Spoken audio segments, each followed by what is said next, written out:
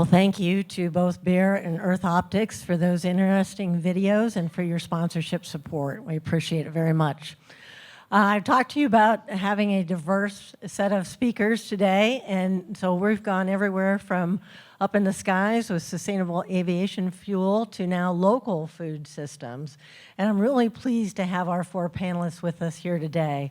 To my far left, your right, is Corwin Heatwole, who's the founding farmer and chairman of the board for Farmer Focus. Deeann Lufkin, founder of CannonBelles Cheese. Shannon Schlecht, executive director of the Agricultural Utilization Research Institute, and Rick McNary with Shop Kansas Farms. They each have really unique and compelling stories. And Corwin, I'd like to start with you. Here you are, a farmer, and thinking you're trying to do other good things on your farm, but you also were interested in helping other farmers. So tell us how you started getting involved in that and founding Farmer Focus. Yeah, thank you, Sara. And Agri-Pulse. I guess I should start with a raise of hands who else has a chicken at home, right? I'm not sure if Dana thinks that chickens qualify as pets, but I definitely think of myself as a farmer first, more than a company man. But started Farmer Focus 10 years ago. We are an organic chicken company that partners with farmers using a unique model of how we partner with those farmers, empowering those farmers focused on financially viable and sustainable practices and farms. Farmer Focus has grown into the leading organic chicken brand on the East Coast in sales, volume, and distribution. It's exciting. We achieved that last year. And we partnered with 129 family-owned farms and producing about 3 million pounds a week in about 5,500 grocery stores here on the East Coast. Started Farmer Focus primarily just focused on bringing better options to farmers. I'm a 6th-generational farmer, so we were partnered with some large companies, and some of these large companies have very long, complex supply chains that don't focus on a holistic farm approach. You know, farmers like to produce multiple offtakes, not just one thing, and produce it at a high volume, even though there's cases where that's necessary. So we started Farmer Focus with a holistic farm approach and really focused in on how we partner with farmers in ways that allows them ownership, operational control, and the one thing specific to the poultry industry was to bring a solution to the tournament pay system that had farmers competing against each other. And we created a system for that, very clear and transparent pay system where all farmers are paid the exact same regardless of different circumstances. That has worked exceedingly well. We're the only company in the country partnering with growers in that manner. There's others that have different flavors, but we're definitely excited about the impact that it's had in our community and beyond. And we've worked really hard once we built that out and proved that successful. We worked very hard to then really look at how we can add more revenue streams to farms and look at farms as more of a circular ecosystem versus just a piece in a long supply chain. And then how we look at the company as its own ecosystem, turning risk into reward at the same time. Thank you, Corwin. Deeann, how did a meteorologist like you end up making cheese? That's a good question. Yeah, I was in the Air Force, and I used to be a meteorologist and a hurricane hunter. So I have no background in ag. So I'm kind of out of place here. But it started as a hobby. My girlfriend and I were making beer and wine in her kitchen, and it would go bad before we could finish it. So we decided to ferment milk because she married a dairy farmer. And it turned out pretty good. So we created a closed Facebook group for our friends and family because it wasn't pasteurized. And before we would ever make it, our family wanted it. So we thought, well, we have something. I was getting ready to retire. She was a youth pastor getting ready to leave her church. We thought we could make this into a business.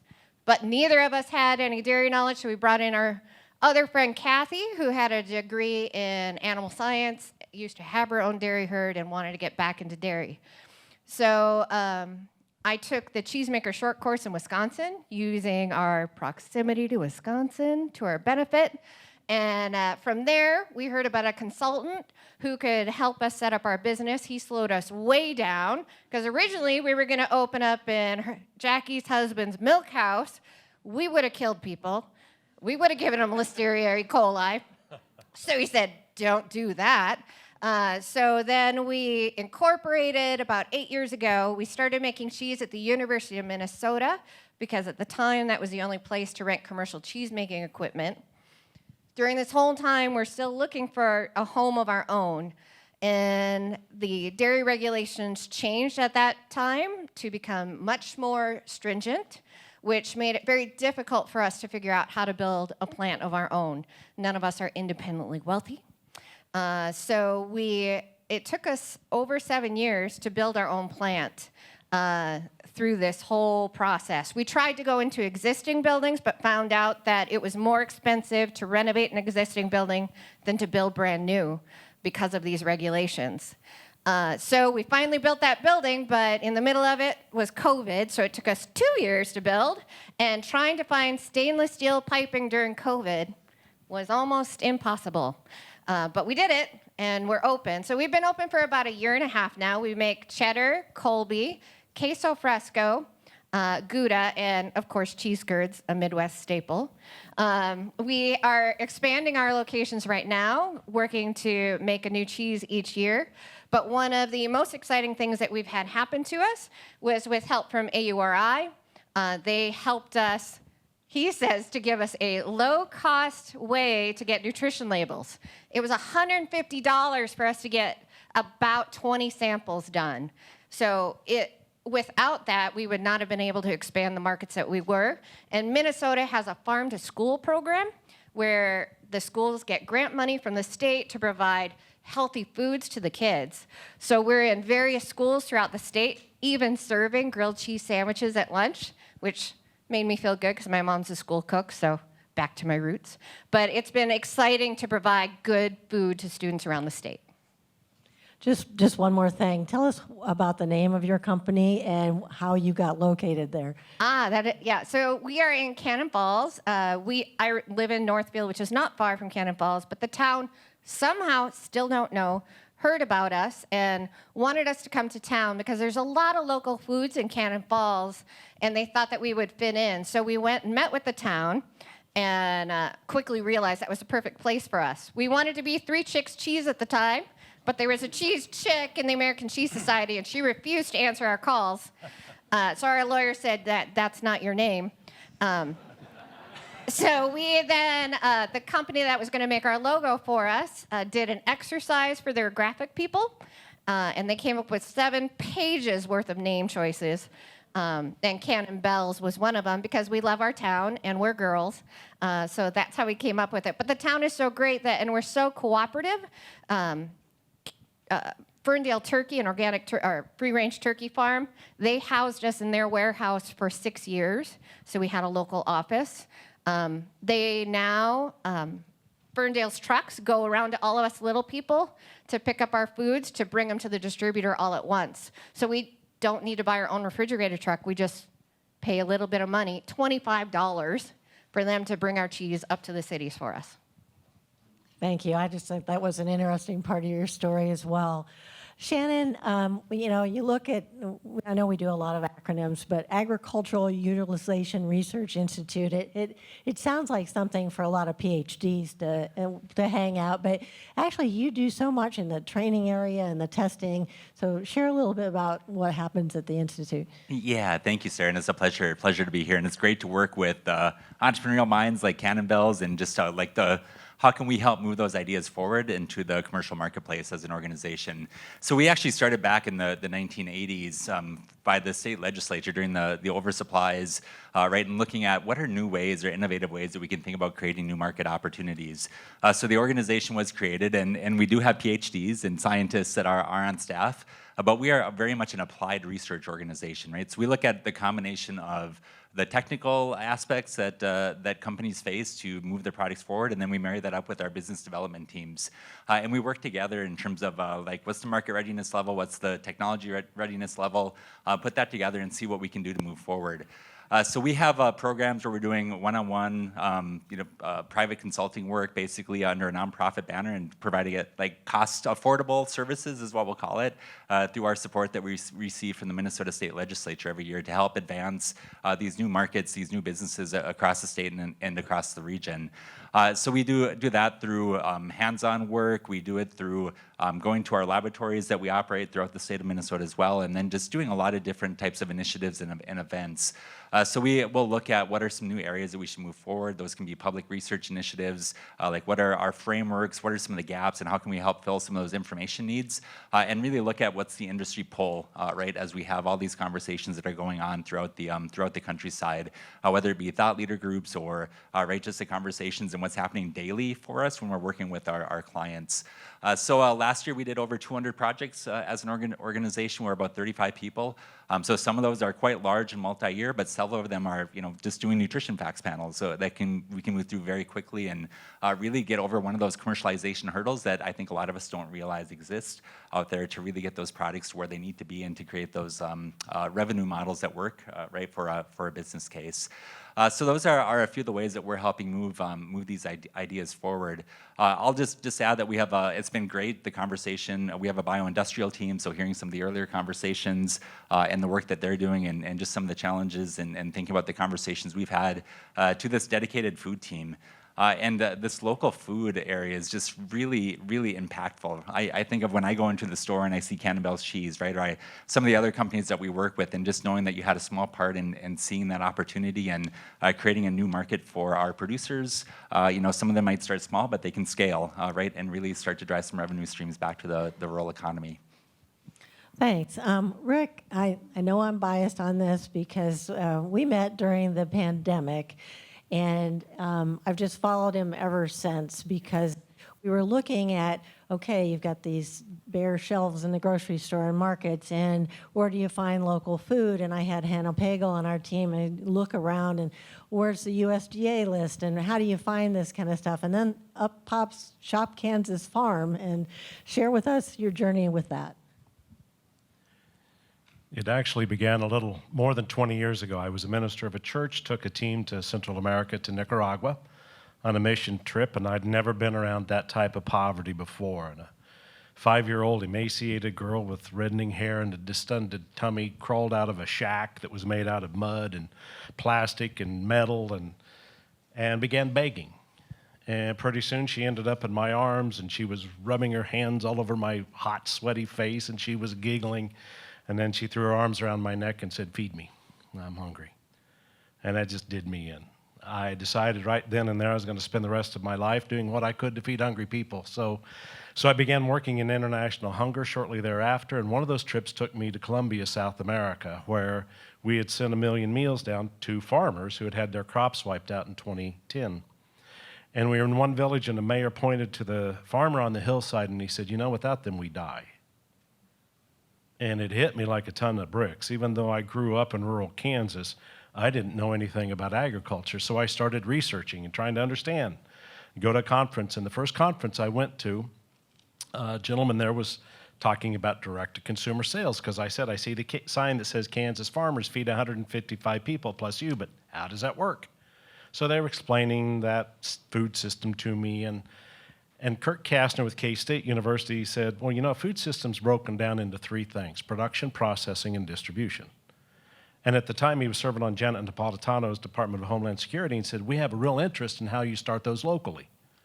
So for some reason, that really captured me, and I just threw myself into it the best I could for several years, mostly driving square pegs and round holes.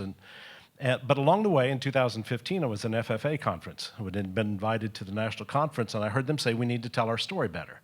So on my way home from Louisville, I called up Kansas Farm Bureau and said to the CEO at the time there, Terry Holdren, who's still there, I said, "I'd like to write, maybe as an outsider looking in, about farmers." So I began writing for their magazine, Kansas Living, in 2015, and got to spend time, drinking coffee early in the morning and bouncing around the farm on the four-wheelers and getting some barnyard on my boot. But I learned about farmers, and I learned those who were trying to sell direct to consumers. All the while, I was trying to figure out, how do I start a practical, physical, local food system? Because as I had done a lot of research and been here and been in Africa and looked at places all over the world, it seemed like there was a lot of emphasis on the production and then distribution and marketing, but the processing component lacked. The small lockers were disappearing. There wasn't much for canneries or commercial kitchens. So I saw some opportunities, but I also thought it needs a digital hub if you're going to connect those three things on a local level. So fast forward to 2020 and April 28th, and my wife and I go down in the basement. This is when COVID, the ugly monster, was destroying the world, and we pop up our recliners and turn on the television. The only thing that felt good was a Hallmark movie, and so we're watching a Hallmark movie. And my wife says, hey, the meat counter was empty at the store today. I thought, well, that's weird. We just ate on some of the best beef I've ever had. We purchased from a local ranch couple. So I grabbed my laptop over the side of my chair and popped it open and crawled on, old people's social media, Facebook. And so I thought, how can I create something to connect people? I like to connect. So I created a group called Shop Kansas Farms. That's what I wanted people to do. So I invited some of my farmer friends that I knew sold direct to consumers, invited a few of my friends, and made the mission about connecting you to the wonderful farm and ranch families of Kansas so you can purchase the food they raise. Because in that period of time of writing for Kansas farmers, I had fallen deeply in love with them. So I created it, launched it at 6:58 p.m., and checked back at 10 o'clock, and there were 400 members.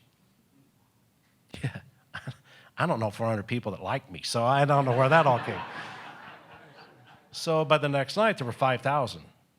And it was a Wild West social media rodeo. Now, I was still involved in another international nonprofit doing hunger relief work, and I was really busy.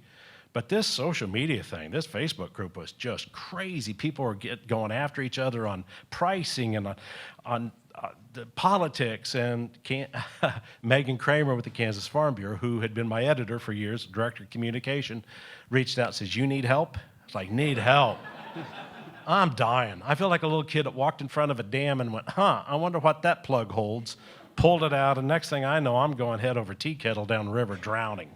So Megan and Nancy Brown from KFB got a hold of it and we grew 10,000 members a day for the next several weeks. And I just checked the numbers, we're almost 167,000 members now. And the best part of that number is that's 167,000 people that have fallen in love with Kansas farmers and ranchers like I have.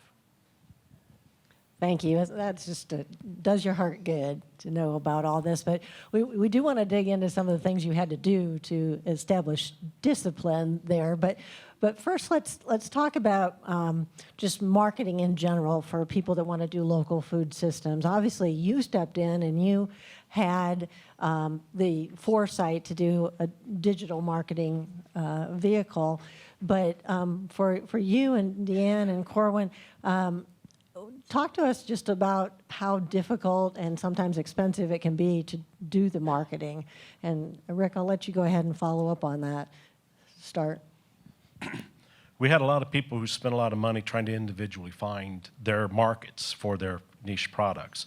One of the things that Shop Kansas Farms brought to them was a whole raft of consumers. So we created a platform that, the farmers that produce or that sell there, they're in competition with one another, but it's kind of like a car dealership in a town. They're all usually kind of in the same area. So people now come and they have a choice, and so it's really encouraged farmers to figure out how to carve out their niche within this, but we've given them a platform. As I say to a lot of people when I go talk to farm groups that are trying to figure out this direct-to-consumer, is imagine that standing behind me are enough people to fill Bill Snyder Stadium at Kansas State University. And they walk in there 3 times and back out. That's how many consumers are out there trying to figure out how to buy directly from you. So helping farmers to market and providing that platform has, for us and for them, been a great success. Corwin, how about you? You were establishing this brand from scratch. Talk to us about your marketing efforts and how you established your brand. Yeah, takes more than a few minutes, but I'll try to condense it. It was a lot more challenging than what we originally anticipated. And as a small processor, one of the challenges was not connecting with consumers, but we weren't direct to consumers. We had to connect with retailers for our brand to be available to consumers, and one of the big challenges was meeting the certification and expectation requirements of the retailers. And that's where USDA and Virginia Department of Ag got involved and really helped us work around some of those hurdles.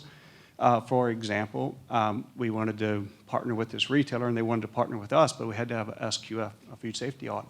Well, you have to have 2 years of history to qualify for this audit. Well, there's a significant barrier to supplying this customer. So when we need to expand, but we couldn't expand until we worked around some things like that. Deeann, how about you? How do you get the word out about your dairy products? Yeah, we're still fairly young, so we are doing a lot of social media. And so we've been helped out by various marketing agencies, attend all the workshops that get sent to us. So doing that on our own, trying to revamp our website, trying to figure out the best way to get the most free advertising that we can, because we have no money. And then also getting help from other cheesemakers, because if you love cheese, cheesemakers are just about as awesome as the cheese itself. They're super helpful. They'll share anything but their recipes and their business plan. And so all of us, very few Minnesota producers, kind of team up together to help each other. We've sold a box of Minnesota cheeses and stuff like that. So we get the word out about each other, too, through that. And the cooperative relationships we have, 95% of our ingredients come from within 25 miles of our plant. And so those relationships we have with our local producers also help build our brand while building theirs too. So those relationships are key. And Shannon, do you offer training on the marketing aspects? We don't do a lot on marketing. It's something that we decide, what you're good at and where you can collaborate and partner. And I think there's several other programs and groups. I think of like the Naturally Network and Naturally Minnesota and the work that they do. The Department of Agriculture has great programs on marketing as well. And I think of Expo West, right, just occurred, and some of the cost share programs that are in place there. So we act as a referral guide, I would say, on a lot of the marketing pieces at our organization. One of the topics that came up earlier was access to capital, often difficult, especially when you're a new business and you don't have a long-established track record. Corwin, how did you overcome that obstacle? Well, we've had a lot of support over the years, and we wouldn't be here without that support. So starting up, we had federal and state and regional level support. And here in the last 2 years, we were excited to be awarded from the Meat and Poultry Processing Expansion Program, a $3.5 million expansion award to expand our production capabilities. Also, with the Food Supply Chain Loan Guarantee as a USDA guarantee to secure the rest of the financing for that expansion. So when you're in a challenging financial environment, and your balance sheet really doesn't constitute just traditional debt facilities, these programs were incredibly instrumental in helping us expand. For us, that allowed us to partner with about 40 more farmers, hire a couple hundred more employees, and service a lot more consumers, a lot of economic impact. And so that's one of the challenges that producers have, is that middle between producing a product that has a lot of value and where consumers are today, being more aware of that value proposition but where to get that processed and how to make that available, and through what supply chain means. And so these programs were very instrumental in helping not just us but others expand their processing capabilities. And did you also you have some outside equity investment as well? Yes, that's correct.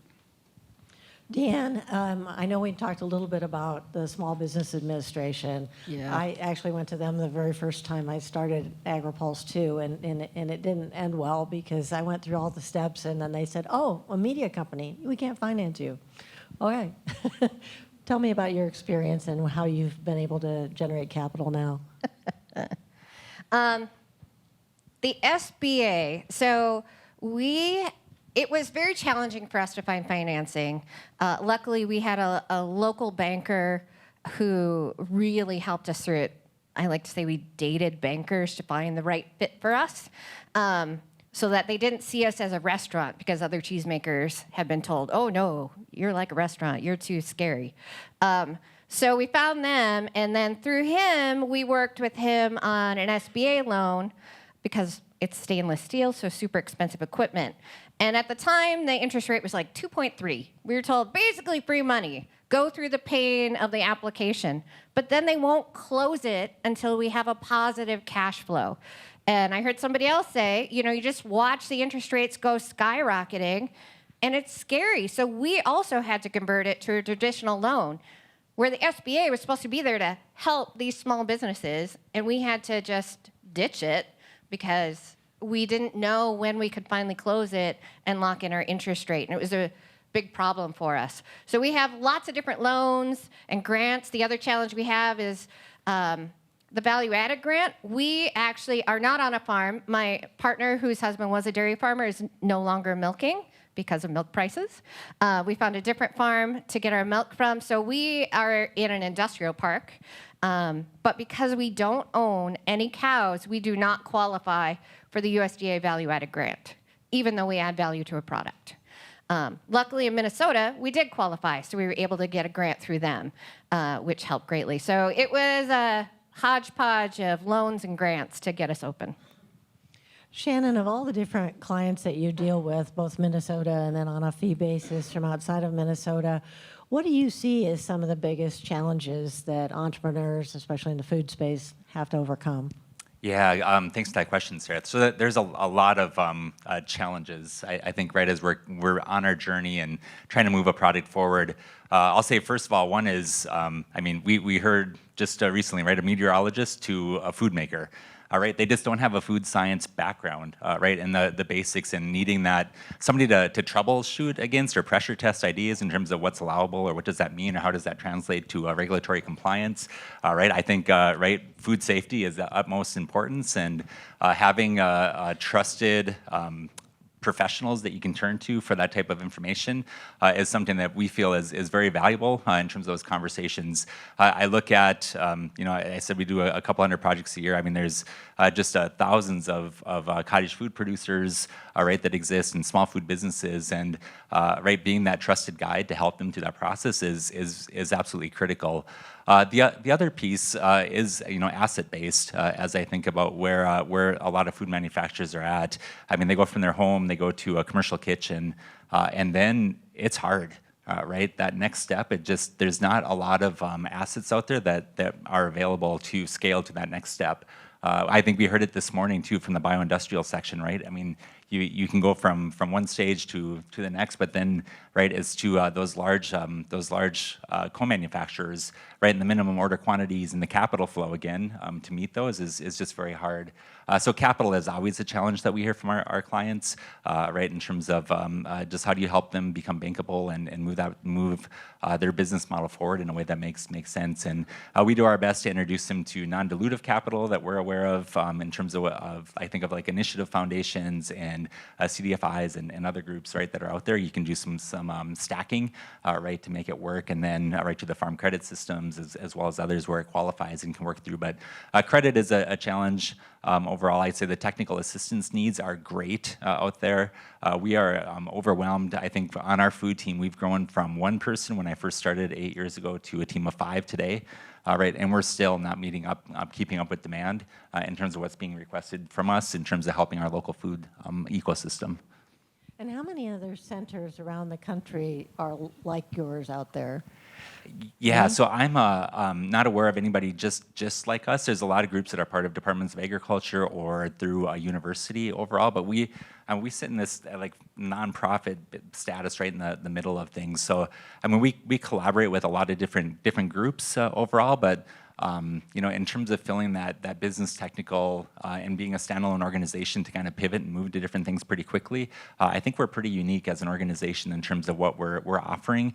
And again, back to the point earlier, and trying to keep it affordable, right, overall. And we wouldn't want to compete with private businesses or consultants, right? But there is there is a need for that affordable technical expertise that we are really trying to fill and get those companies to that next stage so they can scale and be that next major success story and exit, right? And I think really show what's possible of meeting the consumer where they're at.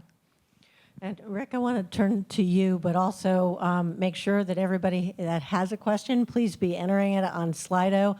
I'm not seeing any on the screen right now, but maybe they'll trigger as soon as you start to enter some more questions. Rick, one of the challenges you faced was just the opportunity to let so many people comment, but some of them weren't very nice with their comments, and some of them lacked what it seemed like education, like what are different cuts of meat, and just that basic educational level that people didn't understand. How did you help overcome and monitor those conversations? So there were two things that we did. One was to establish a set of rules for civil behavior, like this is what we will allow and this is what we will not allow. Even this morning, I threw a couple of people off of our Facebook group because they were being nasty to a farmer over prices. So that's creating that civil society has taken a lot of refereeing along the way. Another thing that was really critical is that education point was having Megan Kramer and Kansas Farm Bureau being such an integral part of that. As Megan, who is now 17, 18 years with Kansas Farm Bureau, says she saw Shop Kansas Farms as one of the most powerful educational platforms because consumers and farmers and producers were talking live. It wasn't a focus group. These were people showing up with money ready to buy whatever it was, but they were asking for explanations. So, and by the way, along the way, I invested my own capital and started Shop Kansas Farms as an LLC.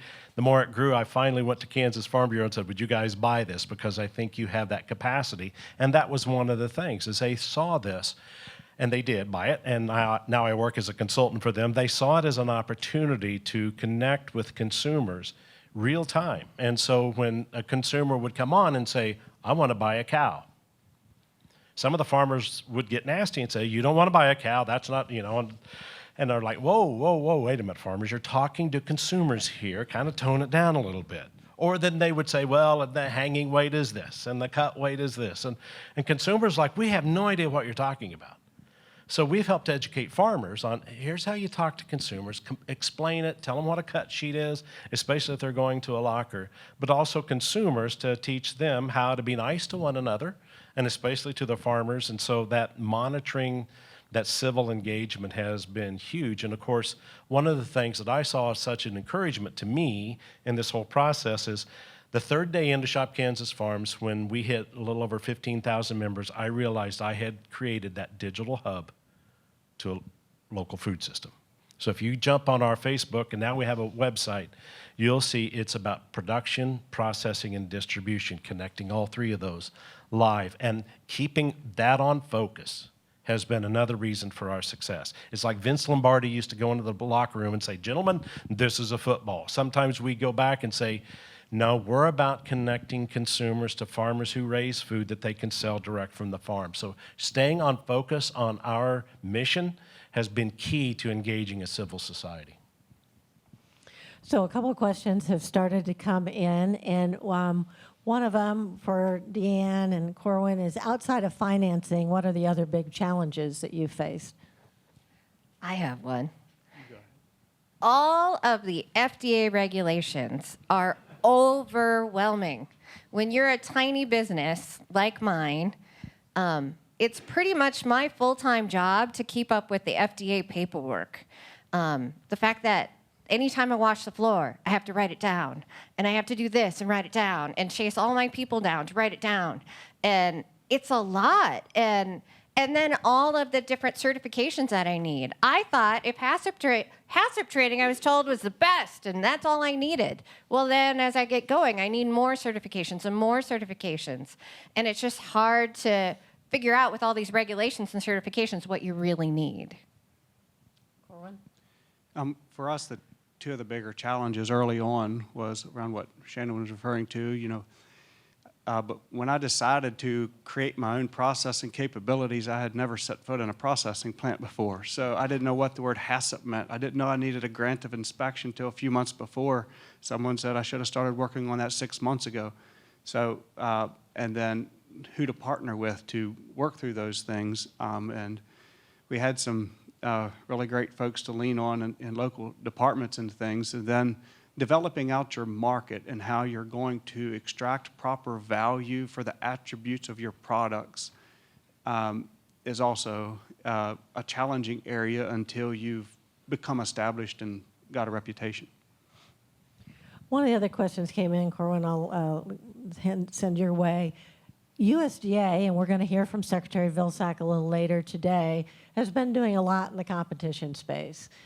You were at the White House talking about this not too long ago. What else needs to be done to really spur more competition and help people generate businesses like yours? Great question. It's several things, but a lot of it is the processing capabilities. There is a middle ground between the producers that want to produce a great product, that have the vision for it, have the passion for it, and have the resources to produce it, but don't have the ability to make it available to the consumers. And that's why we created our own processing capabilities. Our whole vision was for financially viable and sustainable ag. It wasn't to become a processor, but about a year in, we realized we had no choice but to become that processor. Well, now we have over $90 million invested in processing capabilities. That has been an extreme challenge and has slowed our ability to, grow because we've had to channel such substantial resources in that area. Shannon, another question that came in was, what kind of trends are you seeing in value added? Like, who are the types of customers that you're getting the most of? Are they dairy? Are they meat? Are they whatever? Yeah, so I mean, we get to see a wide range. I'd say there's a lot of, a lot of interest in circular approaches that we're seeing with food companies overall in terms of, the main product, but then what do you do with the whey, right, for example, right? They want to, think about their story, I think, in terms of how they're being sustainable and making full use and meeting the consumer with a different product, into different categories. I think of one that we're working with today, that is a cheesemaker, and working with them on microbial strains, looking at the way could they create an alcoholic beverage, right, as well as part of their overall, offering, I guess, in terms of how they're looking at their farm holistically, right, in terms of different things that you can produce from the farm.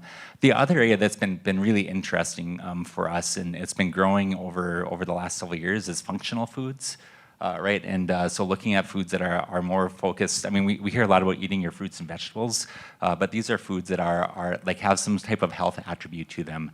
So I think of lowering cholesterol or some sort of antioxidant, or how can we do better at helping those companies that are trying to provide something better for you, for a consumer that's looking for a healthier lifestyle, to help them get their products to market. And there's challenges there, right? That's not an easy space to do so, but it's super intriguing in terms of what we're seeing from different entrepreneurs that are really looking at that health and wellness piece a lot more discreetly, right, in terms of products that they might be offering. So lots of questions coming in now. Deeann, one for you. What differentiates your cheese product from others in Minnesota? And do you see, continued growth in this area where you'll go outside a much larger geographic area for sales? Yeah, that's a good question. So our cheeses, we went out and did market research, of course, and our queso fresco is a Spanish-style queso fresco, so kind of like a mozzarella. Nobody around us makes it at all. Nobody in Wisconsin makes it. So we have a corner on that market, but now it's a matter of educating the public on how to use it. We are try to do slow growth so that we don't put all of our eggs in the Target basket and then they drop us and we go bankrupt. So we are slowly expanding out of Minnesota. We are in some areas of Wisconsin, all the surrounding states, and working our way out from there. Thanks. Rick, a question came in for you in terms of have others been able to replicate Shop Kansas Farm in other states? Well, when we first took off during the pandemic, we had actually 35 different states reach out to us, say, can we do the same? And we're like, yeah, take our rules, take everything. You know, it's open source, just whatever, please. We don't have time to manage your state. We're having a hard time taking care of ours. And so there are those. I think Wisconsin's done a fantastic job. Others have not done. But part of what I have seen is some of them have renamed it into something that's not an active, present thing to do. You know, ours is like Shop Kansas Farms. That's what we want you to do. Also, I think that the others have moved away. We saw one state, the guy was selling his sound equipment, and others were selling farm equipment, things like that. It's like, that's not what we do. But I think I was also a question popped up about what makes us unique, and can Shop Kansas Farms, this model, be replicated as a digital model? Absolutely, we'd love to see that, because it takes the digital thing to connect those three. Now, there's something really important about our model, though, that I think is unique, and that is one of the things that Farm Bureau was attracted to, or Kansas Farm Bureau was, in buying it from me, is this idea of a practical, physical, local food system. So we're starting those, and they're called harvest hubs. And it's a digital, the first thing we do is go in and build a website for that region, because that's the digital hub. But then the goal is, how do you connect the producers and the processors? And so we're, for example, in Caldwell, Kansas right now, the Border Queen, coming up the old Chisholm Trail. And as we sat down with them saying, okay, who are the processors or the producers? And, you know, filled a wall full of notes. Where are the processors? Oh gosh, they're clear down in Oklahoma, or they're clear over. One lady there locally said, I've got customers that want hogs, and I've got hogs ready to go, but I have to drive 3 hours to find a locker. And so what we're doing, we build a harvest hub model, and it's based on two things. One is community engagement. So the community starts looking at all three of those things and saying, where do we intersect to help build this out? And then engaging not only the producers, but also the processors. So we were in Caldwell last week, and the guy said, I've got a big building on storefront on Caldwell Main Street. Can I build a commercial kitchen there? And what would that take? And so, yes, we love to see it replicated. Part of the reason Farm Bureau kept me on as a consultant, they said, for at least 5 years, is because my passion to start practical, local food systems was the reason Shop Kansas Farms existed. And now to be able to go in and do that. And so I'm working with the Kansas Department of Tourism too, and saying, you know, when we get this set up, you should be able to drive into the Border Queen area, the region, and you should be able to send people around and say, here are the producers that are producing local food. Here's where it's being processed, and here's how it's being distributed. So people will see this is something physical and practical that is happening around us, and our community is engaged with that. And an all voluntary, originally non-governmental. Yeah. Just to wrap up here, I know we could keep talking about these things and these experiences for a long time, but one of the questions that came in, I think, is a good one to end with. And Corwin, I'll start with you. Somebody mentioned that with all the well-connected people in this room, what would be the one thing that you'd want them to know about your business or your cause and organization? So, Corwin? Well, I wish you had started with someone else. Give me a minute to think about that one. But, you know, when you... You can have two if you want to. 2 minutes? No.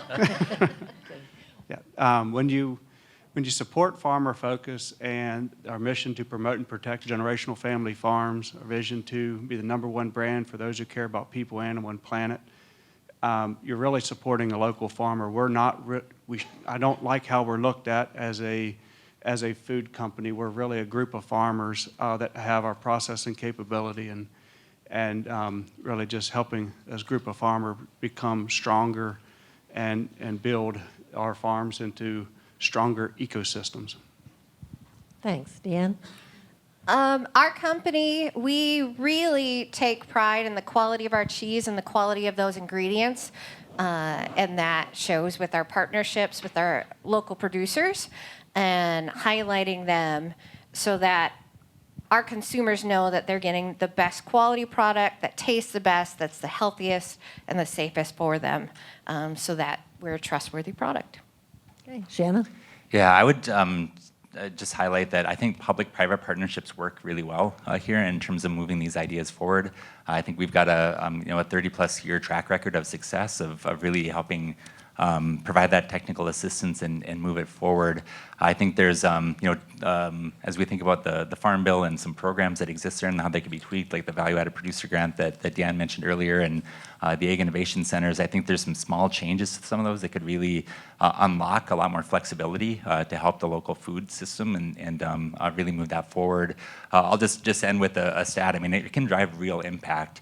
We did a study with the Region 9 Development Commission, and they found for us that a 5% investment in food manufacturing in the state could yield $11 billion in economic impact.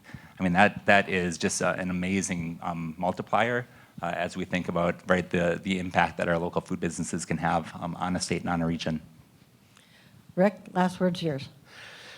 So I'm from Kansas, and so we brag a lot about Secretary Glickman and Senator Roberts, you know, the king of crop insurance. And specialty crops, those who want to grow them are afraid to because there's no safety nets. And those who want to get into this space because it's the specialty crops that can be turned into value added is where the new niche of farmers we see coming on. And so the person that can't farm or can't afford 1,000 acres and $1 million worth of equipment can have a couple of hoop houses and grow tomatoes. But they need to have some kind of a processing plant. They need to know that should something come along, they're protected. So any kind of especially as Congress works on the Farm Bill, a little extra money thrown towards specialty crop insurance would be a fantastic add and stimulate the economy in ways that I think would be very beneficial to Kansas and United States farmers. Well, ladies and gentlemen, it's been a great discussion. Please join me in thanking our panelists.